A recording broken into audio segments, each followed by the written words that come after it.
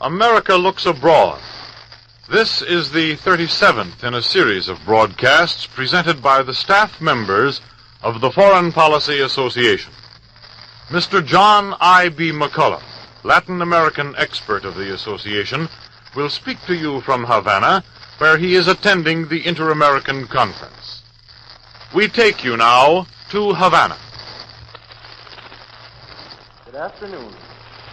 For exactly 1 week, representatives of the 21 American republics have been in conference in the city of Havana. During that time, some 45 individual projects have been brought forward and discussed. Today, in committee meetings, a final agreement is being worked out on many important points. Tomorrow, a private session of all the delegates will be held, and on Tuesday, the conference will conclude its work with a public session. Not until then will a definitive judgment on the results of this historic meeting be possible. Already, however, the major trends of the conference are apparent. The one problem which has created more discussion than any other at Havana has had to do with European colonies in the Western Hemisphere. Here, two dangers confront the American Republic. The first is that the possessions of France, Holland, and Great Britain should come under the control of Germany as a result of military conquest. A second possibility is more difficult to combat, and therefore more to be feared. This is that the colonies should remain in the hands of their present owners, but that the French, Dutch, and British governments themselves should come so completely under German domination that German control would be indirectly extended to this hemisphere. These possibilities are perfectly clear to the statesmen who are now assembled in Havana. In working out a practical solution, however, certain difficulties arose. If the American republics were to attempt to eliminate all European control over these colonies, what would they set up in its place? Should the colonies be given an independent status?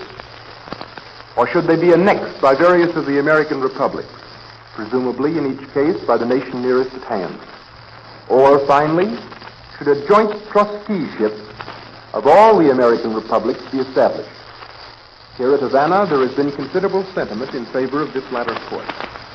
One practical way of making this possible has been suggested. A joint protectorate would be established, but the actual work of administration would be left to a group of, let us say, 3 of the republics chosen by the others to represent them. It is understood that the United States delegation has favored some arrangement along these general lines.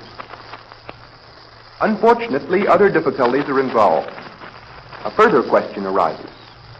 Should some definite arrangement be made at the present time so that action can be taken immediately in case of emergency? Or should a new consultation be called for when and if a crisis actually appears? Apparently, the Argentine delegation has been backing the latter point of view. The Argentines reason in this manner. No one can tell what is going to happen, and there is no point in devising tentative solutions to hypothetical issues. Moreover, the Argentines have maintained that the inhabitants of these colonies should be consulted before their fate is decided. During the last few days, prominent members of the conference have been working overtime, trying to find some way of reconciling this Argentine point of view with other proposals dealing with the same subject. The United States, Brazil, and Cuba all put forward specific plans for dealing with the colony question. These 3 proposals, it seems, did not differ very widely. Thus, the chief difficulty has been in fitting the Argentine suggestion into the general picture. Late last night, it appears, a mutually satisfactory agreement on the colony question was finally reached, and the general lines of the convention were approved. This will be given definite form today and will be accompanied by a resolution and a declaration on the same subject. Now, if this result is actually achieved, it will go far toward disproving those critics who have consistently been predicting that the conference would eventually be wrecked as a result of Argentina's refusal to cooperate. So far, despite these gloomy predictions and mournful commentaries, there is no conclusive evidence that Argentina has been attempting to sabotage proceedings. Very naturally, she has her own point of view. The United States delegation is the first to recognize that Argentina's close economic ties with Europe and her remoteness geographically from North America give her a peculiar position and peculiar problems. At all recent Pan American conferences, the United States has made a special effort to win Argentine support, even if necessary, at the cost of modifying the North American point of view on certain particulars. To Mr. Hull, the important thing is a unified Pan-American front. Thus far, economic matters have not created as much of a stir at Havana as have political topics. The chief economic story of the past week, so far as inter-American affairs are concerned, originated not in the Cuban capital, but in Washington. This was to the effect that the United States government planned to ask for new facilities for the Export-Import Bank. The bank could extend credit up to $500 million, and certain former restrictions on loans would be removed. Thus, the United States government would be in a position to help the Latin American republics more effectively in passing through a period which has brought economic worries to every one of them. Meanwhile, at Havana, the subcommittee which deals with economic matters has been hard at work behind closed doors. In a public address delivered by Secretary Hull last Monday, the Secretary of State outlined a program for immediate action on the economic front. He urged that greater power be given to the Inter-American Financial and Economic Advisory Committee, which conducts its meetings in Washington. He advocated the development of commodity agreements.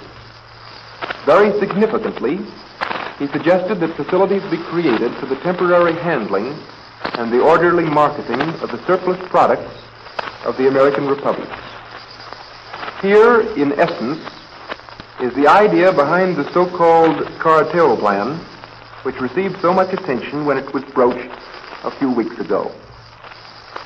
According to this scheme, the surplus products of the Americas would be pooled and disposed of on the best possible terms.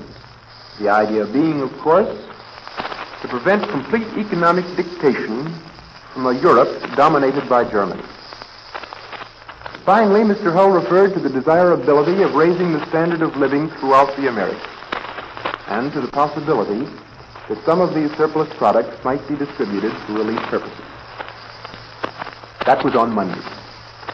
Subsequently, Mr. Burley, Assistant Secretary of State, made a formal proposal to the Economic Subcommittee of the conference. The text of this proposal has not been made public, but presumably it will follow along the lines indicated by Mr. Hull. Several other republics have made economic proposals or, as in the case of Cuba, suggested modifications in the Burley plan. Today, the Economic Committee is completing its labor. Doubtless, the project finally adopted will contain elements taken from several different proposals. It is probable that any agreement reached at Havana will be of a general nature, and that the Inter-American Financial Committee will be asked to work out the details later on.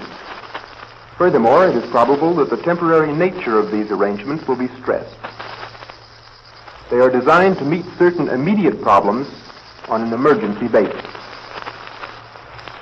Another problem which has received special attention at Havana is that of fifth column activity. Several countries put forward proposals on this matter. The United States, for example, went on record as opposing activities from a non-American source tending to endanger American institutions or to establish a form of government which the American nations do not accept or recognize. Specifically, the United States proposed a close control over foreign missions and agencies in this hemisphere. The Republic of Uruguay, which, as you will recall, conducted an investigation of Nazi activities not so long ago, proposed a regulation whereby members of diplomatic or consular missions could not belong to a political organization or party. According to latest report, the Neutrality Subcommittee of the conference has approved a resolution urging several points: exchange of information, concerted action should the sovereignty of an American republic be threatened, and the restriction of diplomatic privileges and immunity. The range of subject matter which has been treated at Havana is enormous.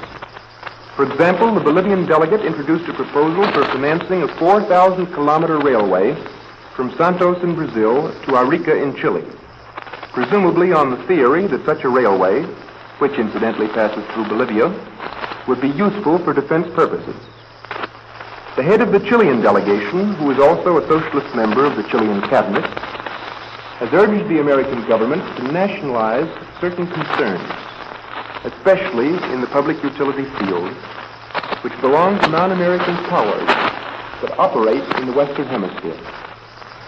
Such a principle, one supposes, could be invoked to speed the nationalization of airlines owned or controlled by Europeans. Mexico has proposed an InterAmerican committee to take care of political refugees, and a number of similar proposals on a variety of topics have been introduced in the course of the negotiations. At earlier conferences of the American republics, a major topic of discussion was the creation of machinery for avoiding disputes among the American powers themselves. So completely has the situation altered since the war began that in the last two conferences, at Panama and at Havana, this topic has been more or less of secondary importance. Nevertheless, at least one project has been presented in the course of the present meeting designed to forestall inter-American squabbles. This proposal was put forward by the Haitian delegation. Meanwhile, the representatives of Ecuador and Peru in the present conference have both intimated in public statements that they are willing to have another go at settling their boundary problem. This is possibly the most important boundary dispute which now exists between any two American republics. You will all of you recall that at the Panama Conference last autumn, the most sensational topic of discussion was the 300-mile neutrality zone. One of the committees here at Havana has been considering the further implementation of this zone, and the project has been actually advanced for extending the limit of American territorial waters from 3 miles to 25 miles. Presumably, this project will now be handed on to a committee for the codification of international law. To date, however, the problem of the neutrality zone, once so celebrated, has not been headline news at Havana. The reason is perfectly obvious. The international situation has changed almost completely since last October. Apparently, the original sponsors of the zone idea hope to use this new and challenging declaration as a protection against German submarines. Now, actually, the greatest offenders against the neutrality belt have been the British, and the majority of the protests made by the American government have been addressed not to Berlin, but to London. Since sentiment in the American republics is and has been largely pro-Ally, the statesmen of the American republics have been forced into something of an embarrassing position. For the most part, they are content to soft-pedal the whole conception of the neutrality zone. In a sense, this example illustrates the fundamental difficulty which the present conference faces. Due to the enormous uncertainty of the European situation, any decision which is adopted now has a certain character of hit or miss. This fact in itself helps to explain the somewhat cautious attitude assumed by certain delegations. Probably the most that can be expected at Havana, in a great number of cases at least, is an agreement on general principles and a decision to leave further details to smaller Pan-American entities which have more time at their disposal and which are in a position to function without the constant flash of photographers' bulbs. Fortunately, the Panama Conference created two such groups: the Neutrality Committee, which meets in Rio, and the Financial and Economic Advisory Committee, which holds its sessions in Washington, and which, as you will recall, started the procedure which has culminated in the creation of the InterAmerican Bank. Ladies and gentlemen, you have been listening to Mr. John I.B. McCullough, who spoke to you direct from Havana. And if you would like a free copy of this talk, send your request to the Foreign Policy Association, number 8, West 40th Street, New York.